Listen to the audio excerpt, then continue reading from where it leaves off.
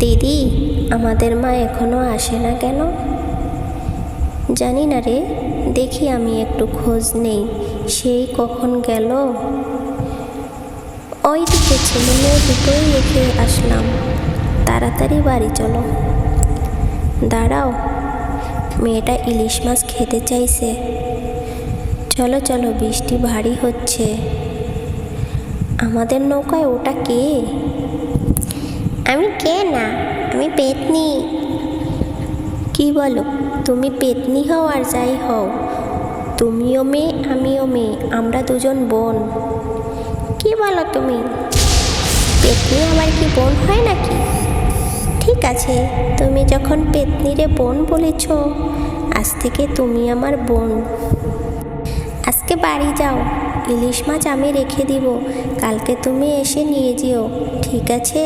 এই পেতনি বোনটার উপরে ভরসা রাখো।